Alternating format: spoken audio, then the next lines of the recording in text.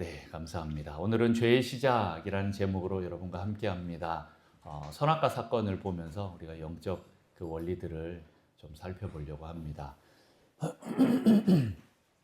네, 창세기 강의 이제 6번째 시간입니다. 자, 오늘 이제 창세기 3장으로 들어가면서 드디어 이 인류에 사탄이 개입하는 그 장면으로 시작이 되고 또 이제 그 일들을 보게 됩니다. 어떻게 죄가 시작되었는지 오늘 좀 살펴보려고 합니다. 실은 이 3장을 보면서 수많은 질문들이 많이 떠오를 것인데 그것들을 오늘 다 답할 수는 없고 다 볼 수는 없고 오늘 그냥 몇 가지만 좀 보려고 합니다. 자, 여러분 오늘 이제 드디어 사탄이 이제 등장하는데 사탄이란 이름으로 나오지 않습니다. 뭘로 나오지요?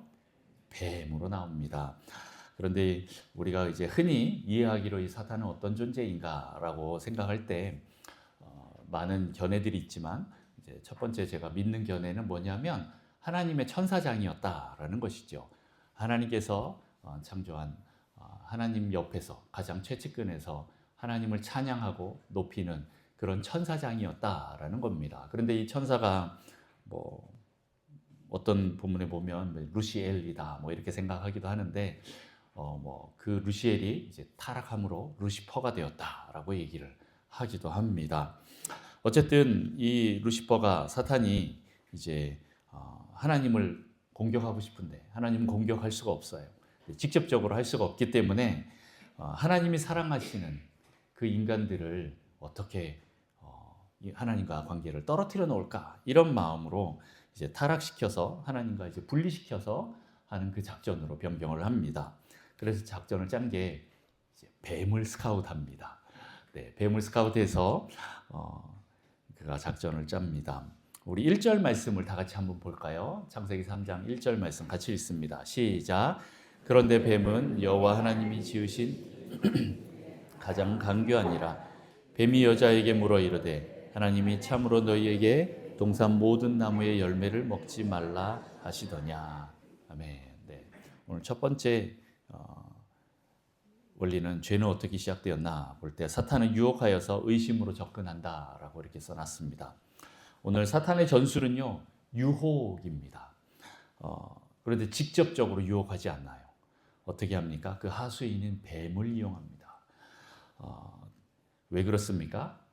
이 뱀은 들짐승 중에 가장 간교하더라라고 나와요. 가장 간교하니라. 그래서 뱀을 선택을 합니다. 간교하다, 간사하고 교활하다라는 뜻이에요. 옛날에는 이제 간사하다라고 이렇게 나왔었죠, 번역이. 근데 요즘에 이제 간교하다라고 나와요. 간사하고 교활하다라는 뜻입니다.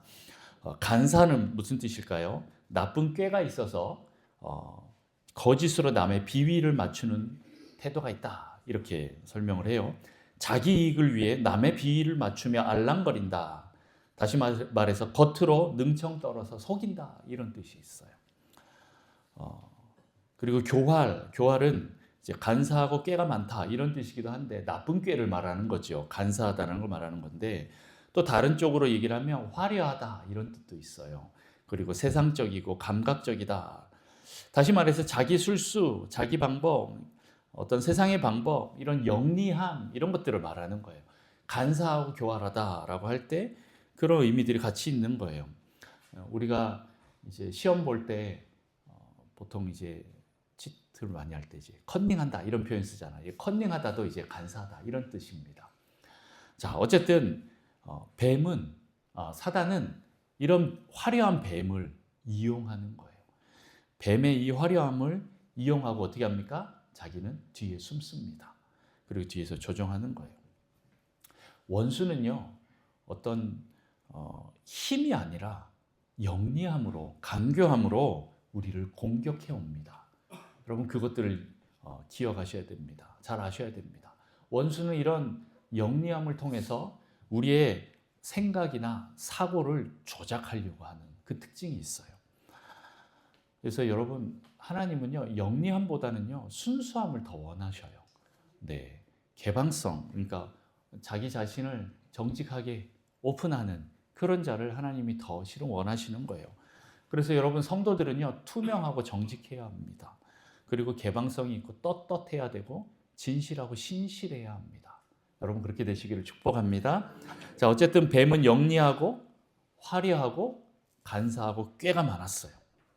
그래서 오늘 어떻게 접근합니까? 질문을 하는데 하나님이 참으로 너희에게 동산 모든 나무의 열매를 먹지 말라 하시더냐라고 하면서 이렇게 질문을 하면서 다가옵니다. 사탄이 아주 강압적으로 오지 않아요. 아주 회유 작전으로, 그리고 슬슬 의심하도록 질문 하나를 딱 던지면서 들어옵니다. 막 선악과를 따갖고 입에다가 막 집어넣고 이렇게 안 들어오는 거예요. 강압적으로 들어오는 게 아니라 우리가 받아들일 수 있을 만큼 자, 그 경계를 풀 수 있도록 이렇게 하면서 들어오는 거죠. 이 원수는 좋은 것처럼 자기를 꾸밉니다. 그리고 하나님을 전면적으로 부정하지 않도록 하는 거예요. 하나님을 전면적으로 부정하지는 않게 하지만 오히려 의심 하나를 탁 집어던지면서 하나님을 부정하는 방향 쪽으로 조금씩 이끄는 거예요. 어떻게 합니까? 하나님이 모든 나무를 다 먹어도 되고 선악과만은 먹지 마라 이렇게 했는데 사단은 오늘 뭐라고 물어보지요? 모든 나무를 먹지 말라 하시더냐라고 이렇게 물어봐요. 하나님과 반대로 얘기하는 거죠. 왜 그렇습니까? 이 선악과를 부각시키기 위해서 그렇게 합니다. 그리고 왜 못 먹게 하는지에 대해서 하나님에 대해서 의심하게 만드는 그 수법으로 이런 질문을 딱 던지는 거예요. 정말 모든 나무 먹지 말라 하더냐? 그렇게 물어보니까 하와가 뭐라 그래요? 아니야. 다 먹어도 돼. 그런데 저 한 가지. 선악과만은 먹지 말라 그랬어. 그런데 이제 그렇게 하니까 마음속에 선악과가 딱 보이기 시작하는 거죠. 그러면서 어떻게 됩니까? 그런데 왜 선악과만은 먹지 말라고 하셨지? 이렇게 질문을 떠오르게 합니다. 의문을 품게 하는 그런 일들이 벌어지는 거죠. 제가 지난번에도 계속 얘기했듯이 까만 점 하나를 탁 찍어 놓습니다. 하나님의 그 선하심보다는 부당함이 더 떠올리게 하면서 의심을 품도록 유혹하는 겁니다. 그리고 사단은 우리의 약점을 파고듭니다. 디모데전서 2장 14절에 보면 아담이 속은 것이 아니고 여자가 속아 죄에 빠졌음이라 라고 하면서 여자가 먼저 속았다라고 이렇게 얘기를 하고 있어요. 왜 먼저 속았을까라는 질문을 조금 한번 풀어보면서 이게 좀 넘어가려고 합니다. 왜냐하면 남자에게는 여자가 약점이었다라는 생각이 들어요. 저는 그렇습니다. 왜냐하면 하나님께 직접 명령을 들은 존재가 누구예요? 아담이에요. 남자예요. 그리고 그 직접 명령을 들은 아담을 공격하는 게 쉽지가 않은 거죠. 그럼 어떻게 합니까? 네, 직접 명령을 듣지 않은 그 여자에게 다가옵니다. 그런데 여자는 남자에게 어떤 존재입니까? 정말 사랑하는 존재인 거예요. 남자에겐 좀 틈이 잘 안 보이니까 여자에게 좀 틈을 가지고 가서 한번 집어넣어 보면 좋겠다라는 생각으로 여자에게 들어오는 거예요. 그러면 남자도 넘어질 확률이 되게 높을 거다라는 생각을 알았어요. 그래서 뱀은 하나님의 명령을 직접 듣지 않은 그 여자에게 다가와서 접근합니다. 선악과를 따먹지 말라. 따먹으면 정령 죽으리라 라는 그 하나님의 그 음성을 왜곡하게 만드는 거예요. 하와에게 다가와서 진짜 죽을까? 아닐 수도 있어 라고 이렇게 속이는 겁니다. 자, 그리고 또 이 여자에게 왜 다가왔을까라고 생각해 봤을 때 이 여성은 남자의 돕는 배필입니다. 지난 시간에 돕는 배필의 뜻에 대해서 얘기했죠. 뜻이 뭐라고요? 하나님의 강한 오른팔이다 라고. 다시 말해서 남자하고 여자하고 누가 더 강해요? 네, 자신이 없으셔요, 여성분들. 네, 여자가 더 강한 존재인 거예요. 오늘 그 예수님의 그 예화에도 보면 강한 자를 먼저 결박하고 그 다음에 세간을 강탈하는 그 강도에 대해서 얘기를 합니다. 다시 말해서 여자를 무너뜨리면 남자도 무너질 수 있겠구나라는 그런 생각으로 여자를 약점으로 잡고 들어오는 거죠. 여러분, 이 여성의 위치, 아내의 위치는요 정말 중요합니다. 이 가정에서 여성의 위치는 되게 중요해요. 제 생각에는 이 가정을 사단이 칠 때 남자를 먼저 좀 치기보다는 여성을 칠 확률이 좀 높을 것 같다라는 생각을 해봅니다. 여자가 망가지면 남자도 망가질 확률이 되게 높습니다. 가장은 남자인데, 그렇죠. 그러나 그 가장에게 영향력을 줄 수 있는 존재가 여자이기 때문에, 아내이기 때문에 그 엄마를 먼저 넘어뜨리려고 하는 것 같아요. 뭐 요즘 세대에는 여자가 남자를 따라가기보다는 이제 남자가 이제 좀 여자를 따라가는 그런 경향이 더 큽니다. 옛날에는 좀 남자가 더 셌던 것 같긴 한데 요즘에는 여자를 이길 수 있는 남자는 별로 없는 것 같습니다. 어쨌든 뭐 누가 더 세냐 뭐 이것보다는 그만큼 서로 영향력이 컸다라는 거죠. 뭐 여자가 먼저 넘어졌다고 해서 남자가 책임이 없다 그런 말 아닙니다. 남자도 분명히 책임이 있습니다. 그런데 서로에게 미치는 그 영향력이 크기 때문에 남자를 먼저 넘어뜨리기 전에 여자를 먼저 넘어뜨렸다라는 그것들을 좀 살펴보는 게 중요한 것 같아요. 그래서 우리 여성분들, 아내분들, 어머님들은요, 뚫리지 않으려고 잘 서셔야 합니다. 여러분의 가정의 그 방패막, 파수꾼은 누구예요? 여성분들인 거예요. 그 진노를 막아서는, 그 공격을 막아서는 파수꾼이 여성분임을 여러분 믿으시고 그렇게 되시기를 축복합니다. 또 남편은 어떻게 해요? 아내의 말을 잘 들어야 합니다. 그런데 전제 조건이 붙습니다. 예수 안에 있는 그 아내의 말을 잘 들어야 돼요.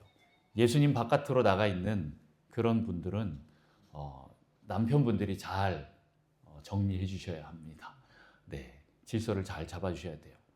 그런데 보통은 이제 남편분들이 하나님 말씀에 순종하면서 가면 좋은데 이상하게 조금 제가 확률로 봤을 때 교회 안에서도 남성보다 여성의 그 확률이 더 차지하는 비율이 높습니다. 그만큼 여성분들이 하나님 안에서 잘 나가려고 하고 남성분들은 좀 자존심이 세서 그런지 잘 안 믿으려고 하시는 부분들이 있어요. 뭐 어쨌든 교회 안에서도 여성분들이 더 많은 숫자를 차지하고 있는 것처럼 여성분들의 그 영향력이 크다라는 겁니다. 그래서 우리 여성분들이 뚫리지 않도록 계속 잘 서주시기를 축복합니다. 그리고 또 약점을 또 볼 때는 첫 번째는 여자가 남자에게 약점이었다라고 치는데 그럼 왜 또 어떤 부분이 그랬을까라고 또 한번 좀 살펴보면 오늘 이 뱀이 선택된 이유는 화려했다라는 겁니다. 다시 말해서 여자는 또 화려한 것에 또 좀 약하지 않을까라는 생각을 해보게 됩니다. 그걸 파고드는 거죠. 사람마다 좀 다르긴 합니다만 저는 뱀이 굉장히 징그럽습니다. 뭐 요즘 아이들은 막 집에서도 막 뱀을 키우고 애완동물이라고 하면서 어릴 때부터 뱀을 봐서 그런지 막 동물원에 가서 뱀 만지는 거 이런 거 보는데 저는 안 그렇습니다. 여러분들은 얼마나 그런지 모르겠는데 저는 뱀을 보면 너무 징그럽고 무섭습니다. 싫습니다. 그런데 처음 에덴 동산에서 하나님이 처음 창조하신 그 뱀은 그러지 않았던 것 같아요. 굉장히 화려한 동물이었던 것 같아요. 강교하다라는 그 이름 뜻에 보면 그 말에 보면 그런 부분들이 좀 있는 것 같습니다. 화려하다라는 그런 것. 그래서 뭐 학자들은 이제 날개가 있고 다리가 있었을 것이다라고도 이렇게 생각하는 사람들이 있어요. 그런데 이제 나중에 저주를 받아서 그것들이 없어서 이제 배로 땅에 기어다니는 그런 모습으로 바뀌는 거죠. 어쨌든 그런 추측이 있습니다. 이런 화려한 다시 말해서 다른 들짐승 중에 가장 화려한 동물이었기 때문에 아마 여자의 마음에 더 끌리지 않았을까라는 생각을 해봐요. 물론 남성분들도 화려한 걸 좋아하는 사람들이 있긴 하지만 저는 제가 볼 때 대체적으로 여성분들이 거의 다 많이 화려한 것을 좋아하는 것 같습니다. 그래서 남자보다 여자가 더 화려함에 마음이 끌려서 뱀이 하는 말을 그렇게 많이 이렇게 거부하지 않고 잘 들었던 것 같습니다. 자, 제가 하려고 했던 얘기는 뭐냐면 원수는요 약점을 노린다라는 거예요. 어떤 사람은 분노를 많이 내는 것이 약점이라면 반드시 그 약점을 타고 원수가 들어올 수 있다라는 거예요. 어떤 사람은 탐욕이 있어서 재물에 약점이 있다면 원수는 그 약점을 통해서 들어올 수 있다라는 거예요. 어떤 사람은 내가 사람들에게 더 칭찬받고 인정받고자 하는 그 욕구가 큰 사람들은 그게 약점이라면 그걸 타고 또 들어올 수도 있다라는 거예요. 그래서 여러분, 사단이 틈타지 않게 자신의 약점을 잘 알고 성령님으로 보완해야 합니다. 우리가 이제 뭐 가끔 요즘 젊은이들도 많이 하는 게 이제 뭐 기질 테스트, 뭐 MBTI 테스트, 뭐 디스크 검사, 뭐 이런 거 많이 하잖아요. 그거 하는 이유가 내가 어떤 존재인지에 대해서도 아는 것도 중요하지만 또 한쪽으로는 내 약점이 이런 게 있을 수도 있구나라는 걸 알아야 돼요. 생각보다 많은 사람들이 자기 약점이 뭔지 잘 몰라요. 그리고 인정하고 싶어 하지 않아요. 제가 상담하다 보면 그런 걸 많이 경험합니다. 그래서 뭘 하냐면 이런 검사지를 딱 하는 거예요. 검사지를 딱 해보면 내가 이런 존재네 라는 걸 인정하는 거죠. 객관적으로, 과학적으로 딱. 제가 당신의 약점이 이런 겁니다. 아무리 얘기해도 안 들으려고 해요. 그래서 사람들은 그런 모습들이 있기 때문에 이런 검사지를 좀 해봅니다. 하는 이유가 뭡니까? 내 약점을 좀 알아야 한다라는 거예요. 그리고 내 구멍을 좀 알아서 그걸 좀 메꿔야 된다라는 겁니다. 그걸 보완하고 성장하시기를 축복합니다. 자, 두 번째 원리가 있습니다. 두 번째 큰 원리는 무엇입니까?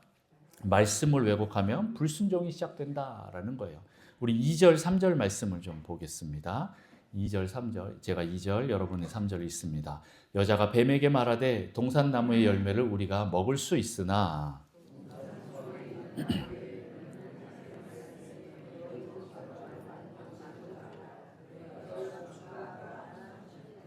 아멘. 네. 오늘 인간이 불순종하게 되는 이유가 있습니다. 첫 번째는요, 사단의 이 유혹에 빠지면요, 하나님의 말씀을 가볍게 여기는 그런 일들이 생겨요. 하나님의 말씀을 가볍게 여기기 시작하면 그 말씀을 왜곡하기가 쉽습니다. 오늘 2장에 보면 하나님께서 반드시 죽으리라 그랬는데 오늘 뭐라고 해요? 죽을까 하노라 이렇게 바뀌어요. 2장에 먹지 말라라고 했는데 먹지도 말고 만지지도 말래요. 바뀌는 거죠. 하나님께 직접 듣지 않고 아담에게 전해드려서 그럴까요? 하와가 이렇게 바꿔서 얘기를 합니다. 자, 또 다른 이유는 이렇게 말씀을 자기 마음대로 변경하고 왜곡하면요, 불순종하기 쉬워집니다. 그래서 여러분, 하나님 말씀을 빼거나 더하면 안 됩니다.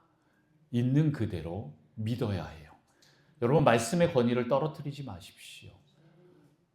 내가 말씀에 안 맞으니까 말씀을 바꾸려고 하는 경향이 있는데 안 그렇습니다. 여러분, 말씀이 말씀하면 여러분은 거기에 순종하셔야 합니다.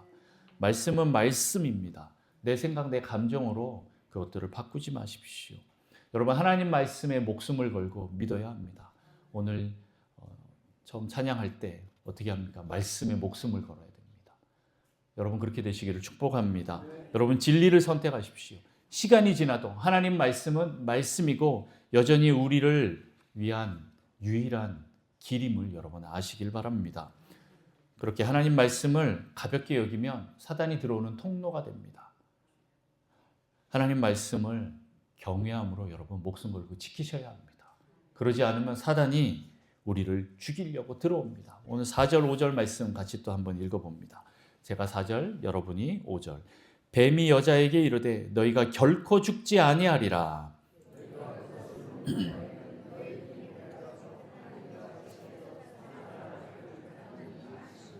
아멘. 네, 말씀에 대한 잘못된 지식이 들어오니까 어떻게 됩니까? 사단은 잘못된 비전, 잘못된 거짓된 비전을 줍니다. 죽으리라 했던 그 사단이 하나님께서 죽으리라 했더니 사단이 어떻게 해요? 결코 죽지 아니하리라라고 바꿔버립니다. 오히려 눈이 밝아져 하나님과 같이 되어 선악을 알게 될 것이다라고 이렇게 말하는 거죠. 여러분, 여러분의 비전, 그 야망은 어떤 것입니까?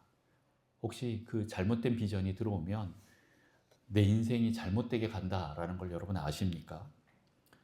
나에 있는 이 잘못된, 거짓된 이 말씀과 비전들을 여러분 제거하십시오. 어떤 것이 있습니까? 첫 번째, 하나님과 같이 되어 라고 말하고 있습니다. 이것은 신이 되려고 하는 그 유혹을 끄집어냅니다. 너 신이 될 수 있다라고 이렇게 얘기하는 거예요. 실은 많은 사람들이 자기가 신이 되고자 하는 욕구가 있습니다.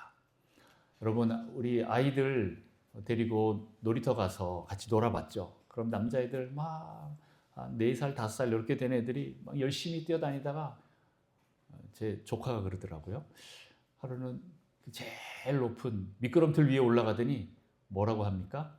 소리를 지릅니다. 나는 왕이다! 막 이래요.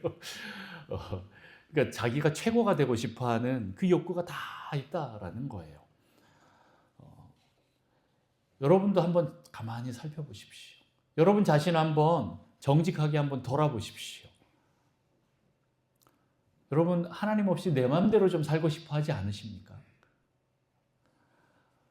좀 부모님을 벗어나서 내 마음대로 살고자 하는 그런 욕구가 있어서 어릴 때부터 우리 빨리 좀 어른이 되고 싶어 하지 않았습니까? 왜 빨리 어른이 되고 싶어 합니까? 내 마음대로 살고 싶었어. 누구나 다 이런 욕구가 있다라는 거예요. 그런데 거기에 사단이 불을 붙입니다. 너 마음대로 해도 돼. 이제 네가 주인이야. 이렇게 속삭이기 시작합니다. 그러면 이게 나에게 들어와서 잘못된 비전으로 자리 잡게 됩니다. 여러분, 우리는 하나님과 같이 되려고 하는 이 유혹, 잘못된 거짓말, 이 비전 내려놔야 합니다. 그리고 철저히 하나님께 순종하면서 나아가십시오. 우리는 신의 성품에 참여하는 자이지 신이 되는 사람이 아닙니다.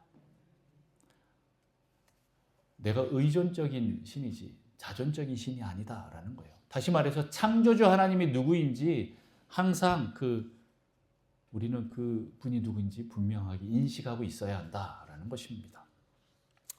자, 두 번째 잘못된 비전은 무엇입니까? 선악을 알게 될 것이다 라고 이렇게 얘기를 하는 거예요. 여러분, 판단은 누가 합니까? 원래는 하나님이 하십니다. 하나님만 하시는 분입니다. 우리는 선악을 알 필요가 없어요. 그냥 하나님만 바라보고 나가고 하나님만 선택하고 있으면, 생명나무만 먹고 있으면 전혀 문제가 없습니다. 그런데 선악을 알고자 하는 거, 여러분, 선악을 알고자 하는 그 욕구도요, 결국에는 내가 하나님이 되고자 하는 그런 욕망인 거예요. 다시 말해서 내가 심판자의 자리에 앉고 싶어 하는 겁니다. 내가 이 재판정에서 심판자, 재판자로서 재판장이 되고 싶어서 내가 판결하고 싶은 겁니다. 저 사람은 이렇게 하면 안 되지. 당연히 너는 벌을 받아야지. 그러면서 나는 이런 것이 있으니까 나는 정상참작, 감형, 집행유예로 나는 깜빵에 안 들어갔대. 뭐 이렇게 나는 풀어주고. 네. 여러분은 무엇에 더 관심이 있습니까? 실은 우리가 어둠에 집중하고 있으면, 죽음에 관심을 갖고 있으면 빛이 안 보입니다.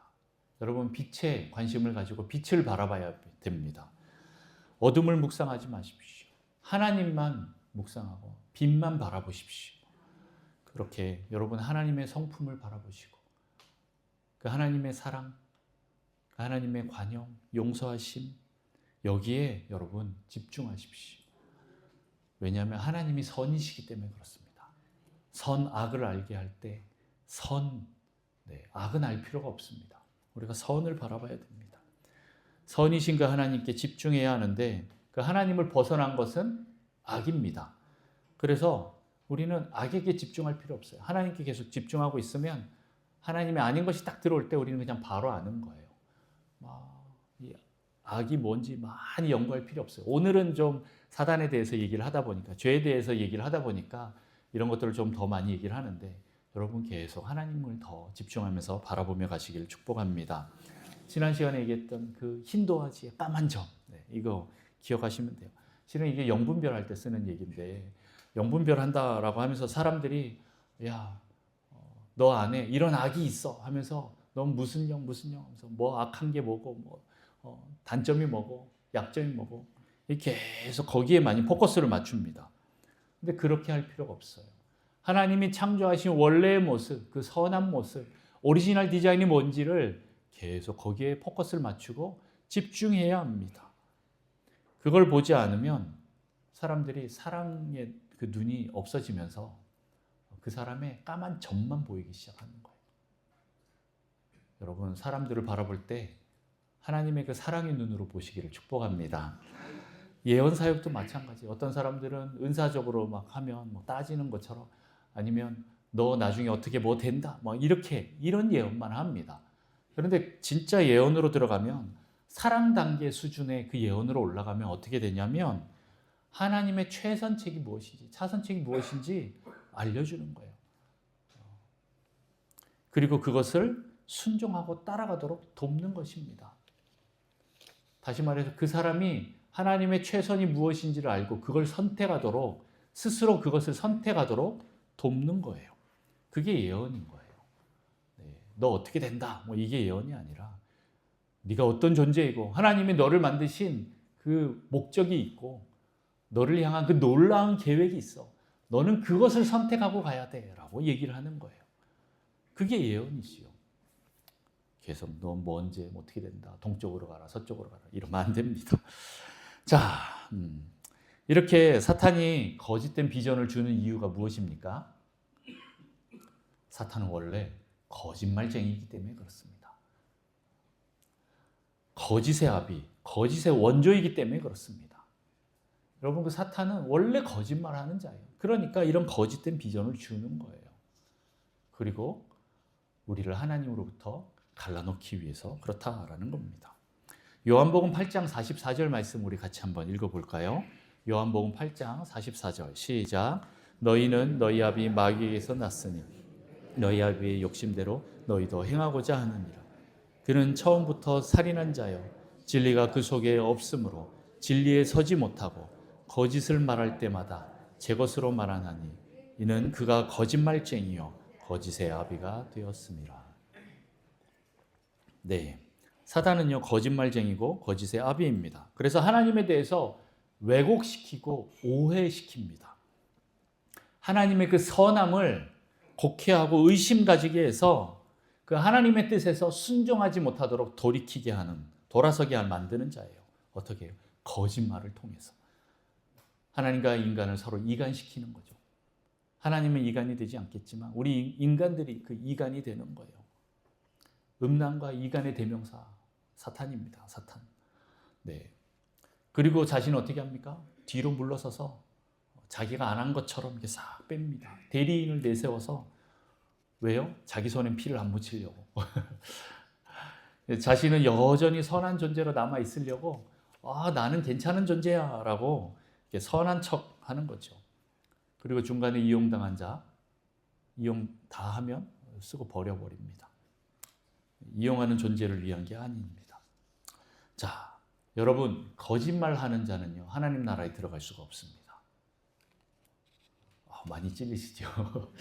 네, 여러분 계속 이 부분들을 하나님 앞에서 다룸 받으셔야 합니다. 성경에 계속 보십시오. 수많은 죄들이 있습니다. 막 교만하고, 막 악하고, 탐욕과 음란과 뭐 이런 부분들이 많이 나오긴 하지만 거기에 분명히 또 하나 더 들어갑니다. 거짓말하는 자. 여러분, 거짓말이 인격으로 된 사람들은요 사단의 습성을 배워온 거예요. 여러분, 회개하셔야 합니다. 십계명에도 계명이 나오죠. 거짓말하지 말라고, 거짓 증거하지 말라고, 네 이웃에 대해서 거짓 증거하지 마라, 이렇게 나옵니다. 오늘 창세기 앞부분에 에덴 동산에 이런 얘기들이 나오지만 또 계시록에 가면 또 이것들을 회복하는데 그 회복된 하나님 나라에 들어오지 못하는 존재들이 있어요. 그 존재들에 대해서 얘기합니다. 계시록 21장 8절 말씀 한번 읽어봅니다. 같이 읽습니다. 계시록 21장 8절 시작. 그러나 두려워하는 자들과 믿지 아니하는 자들과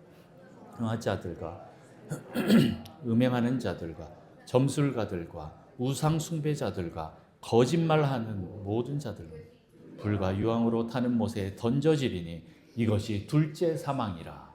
네, 분명히 거짓말하는 자가 나옵니다. 27절에도 우리 같이 한번 봅니다. 시작.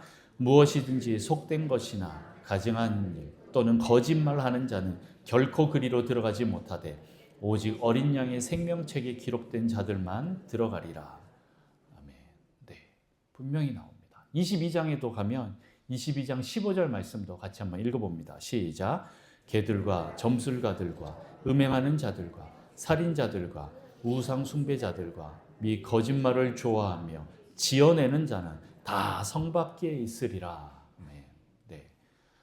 마지막 때에는요, 거짓 선지자가 일어납니다. 거짓 선지자가 일어나서 어떻게 합니까? 나를 따라라 라고 이렇게 얘기하는 거죠. 왜 그렇습니까? 그 뒤에 사단이 있습니다. 실은 사단을 따르라 라고 하면 잘 안 믿습니다. 대신 너를 따라라, 너 자신을 따라가라 라고 얘기를 해요. 진리는 무엇입니까? 하나님만을 따라가야 되는데 나 자신만을 계속 따라가면서 내 마음대로 살 거야 라고 이렇게 하도록 하니까 많은 사람들이 그 말을 좋게 여겨서 따라갑니다. 그리고 미혹에 빠져서 자기 혼자 망할 수 없고 하나님이 사랑하는 이 인간들을 자기가 끌어내기는 것입니다. 그런데 거기에 수많은 죄의 항목들이 있지만 거짓말하는 자는 생명책에도 기록되지 못하고 유황불에 던져지게 됩니다. 성바깥에 던져지게 되는 것입니다. 여러분, 거짓말하지 마십시오. 네, 최대한 물론 가끔씩 선한 거짓말이 있긴 합니다. 어머 자매님 오늘 머리 너무 예쁘게 잘해가고 왔어. 네, 나의 수준에서는 아닐 수 있는데 하나님 수준에서 예쁩니다. 네, 그렇기 때문에 이것도 어떻게 보면 또 거짓말이 아닐 수도 있는데, 네, 여러분 살아야 됩니다. 우리 남편분들, 우리 아내분들과 관계 속에서 살아야 되기 때문에 무조건 예쁘다고, 네, 내 속에 내 주관이 올라와서 뭐가 예뻐 이렇게 나올 수도 있지만, 네, 하나님 보시기에 예쁘다라고 믿고 여러분 예쁜 걸 계속 선포해 주십시오. 네, 어쨌든 그렇습니다. 그러면 여러분 하여튼 거짓말하면 안 됩니다. 자,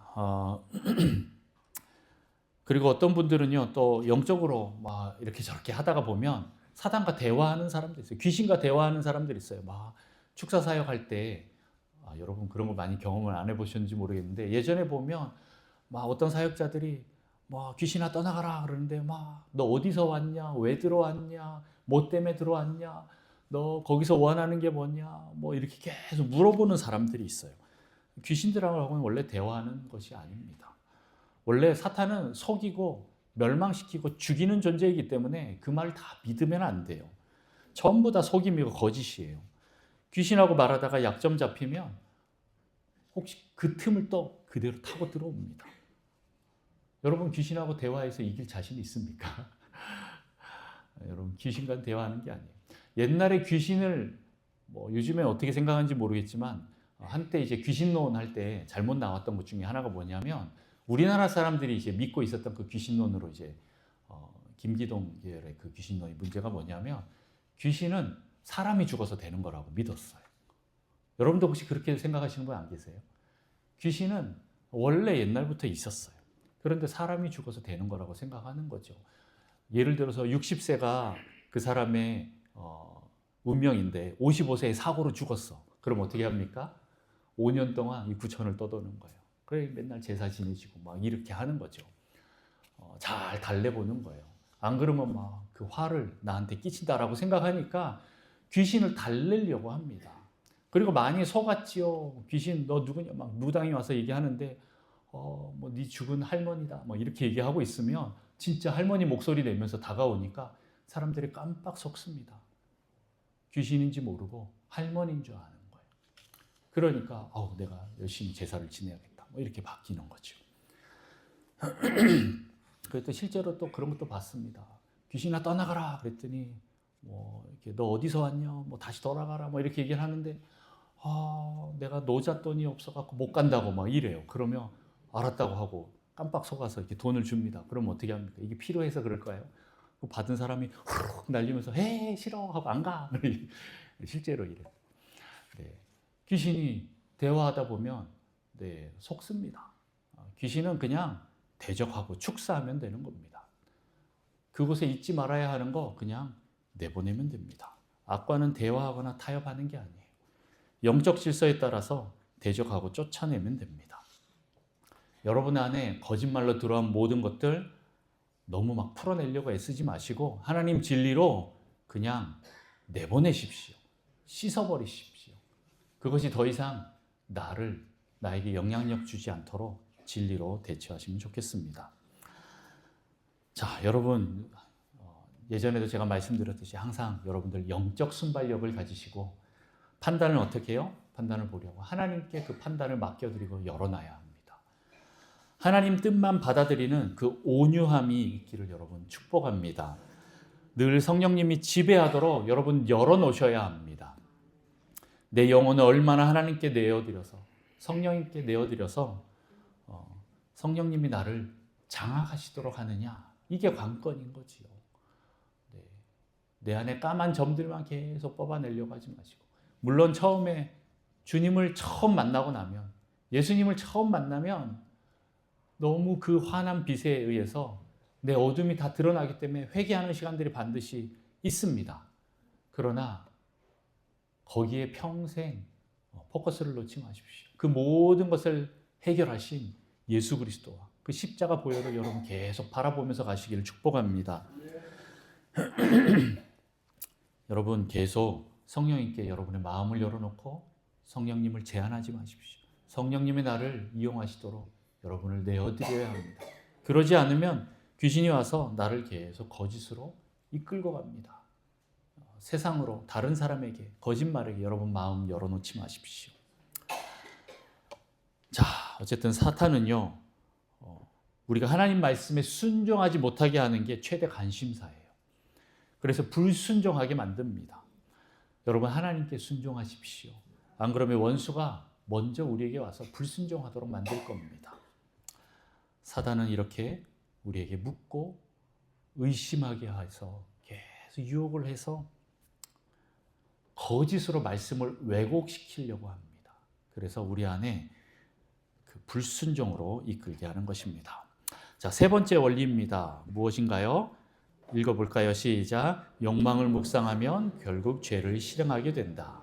네, 죄의 실행 단계로 넘어가죠. 6절 말씀 우리 같이 한번 보겠습니다. 6절 있습니다. 시작. 여자가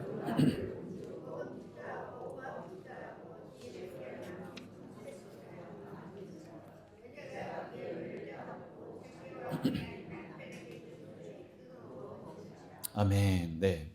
실행 단계에서는요, 사탄은 인간을 속여놓고 자기는 싹 빠져버립니다. 결국 인간 스스로 죄를 짓도록 만드는 거예요. 막 선악과를 따갖고 입에다 억지로 막 집어넣어주는 게 아니라 인간이 스스로 그것을 따먹도록 하는 거죠. 이렇게 계속 선악과를 보다 보니까 그 다음 어떻게 해요? 진짜로 먹음직도 하고 보암직도 하고 지혜롭게 할 만큼 그렇게 탐스럽게 바뀌는 거지요. 그렇게 보이는 거예요. 이제 드디어 하나님이 안 보이고 선악과만 보이기 시작합니다. 생명나무 수많은 나무 열매들은 보이지 않고 선악과만 보이기 시작하는 거예요. 여러분, 우리 마음 가운데 다른 것이 들어오면요, 그것만 보이게 됩니다.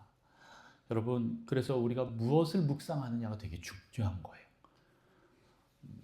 옛날에 그런 실험을 했대요. 아이들 4세에서 6세까지 되는 아이들을 이렇게 한 명씩 놓고 선생님이 와서 그 당시에 이제 많은 과자들을 줬는데 아이들이 가장 좋아하는 과자가 뭔가 보니까 마시멜로인 거예요.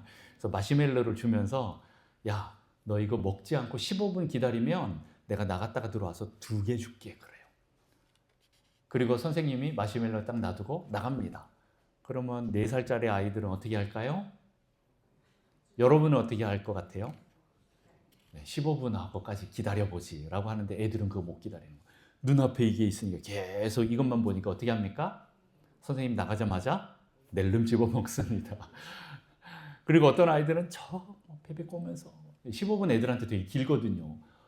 너무 힘들어 하다가 한 14분에 한번 확 집어 먹습니다. 그리고 정말 소수의 아이들이 안 먹고 기다리는 거예요. 그러면 선생님이 와서 2개를 주고 이런 실험들을 했습니다.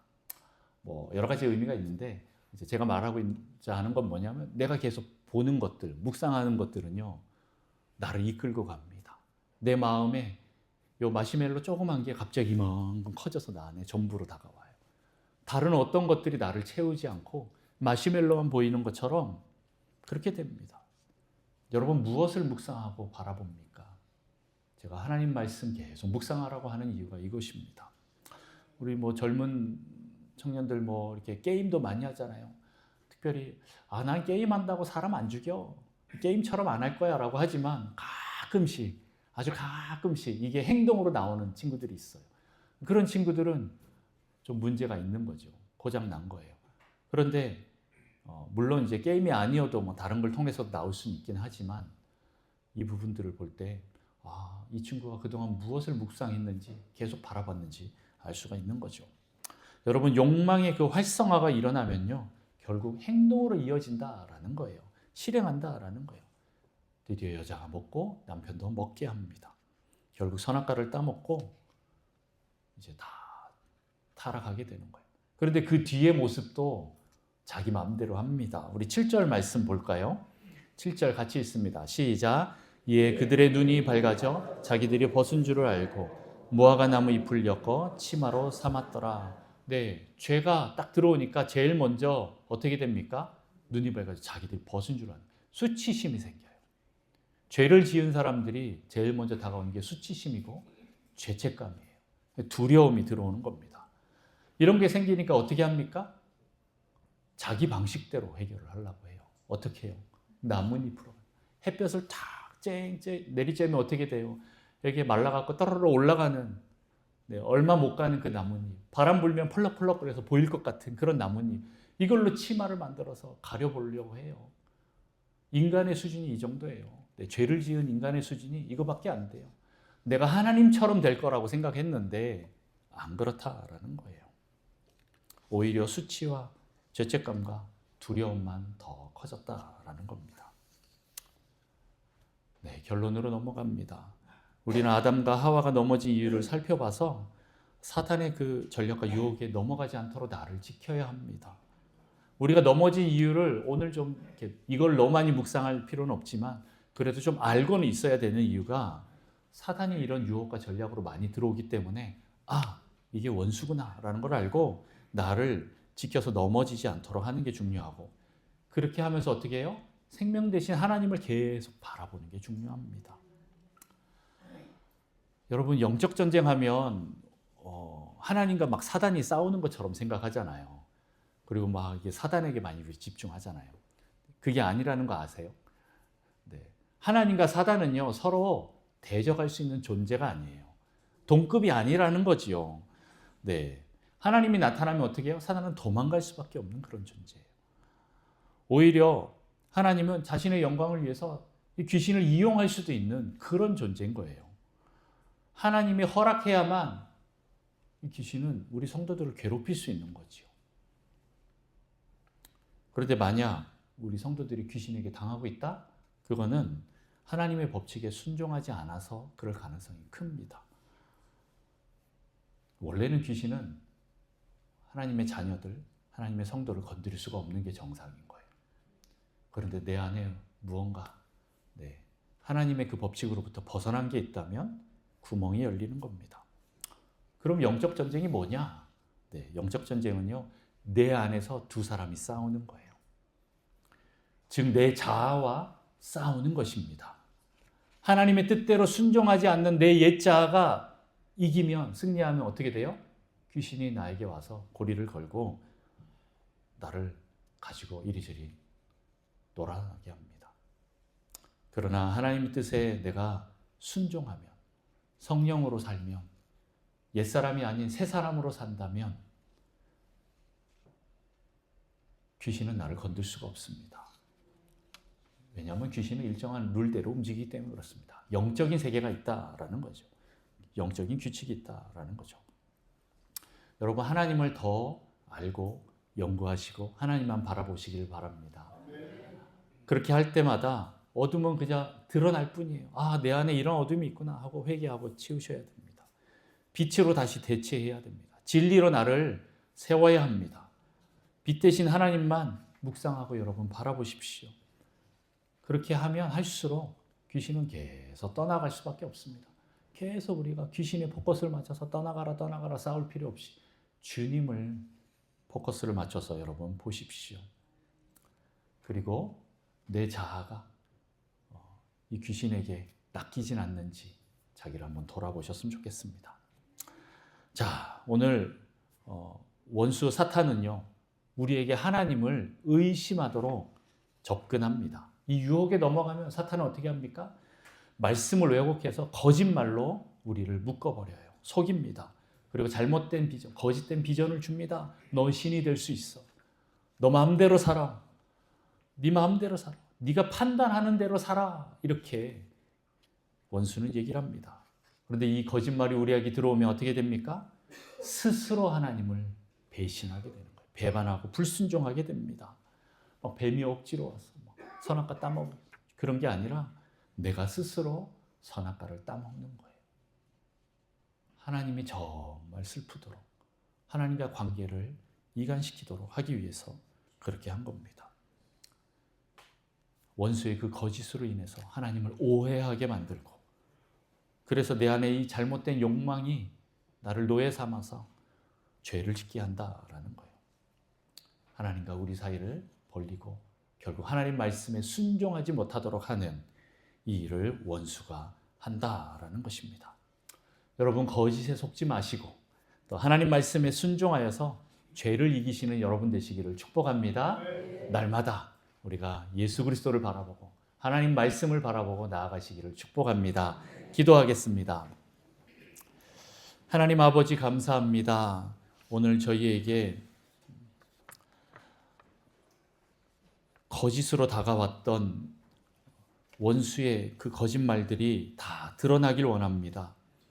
하나님, 그렇게 하기 위해선 빛 대신 하나님을 바라봅니다. 우리의 생명 대신 하나님을 바라봅니다. 그 말씀을 묵상하고 말씀만을 바라봅니다. 하나님, 그렇게 할 때 우리 안에 있는 수많은 거짓말과 말씀에 대한 왜곡과 오해들이 드러나서 주님 사라지기를 원하고 그곳에 진리로 대체되기를 원합니다. 그래서 불순종의 아들이 아니라 순종의 자녀로 바뀌기를 원합니다. 하나님, 우리 안에 빛으로 비춰주셔서 죄가 시작되는 그 부분들이 온전하게 드러나서 회개하는 놀라운 역사 있도록 축복하여 주옵소서. 거짓의 사람이 아니라 진리의 사람으로 주님 우리를 바꿔주옵소서. 감사드리며 예수님의 이름으로 기도합니다. 아멘.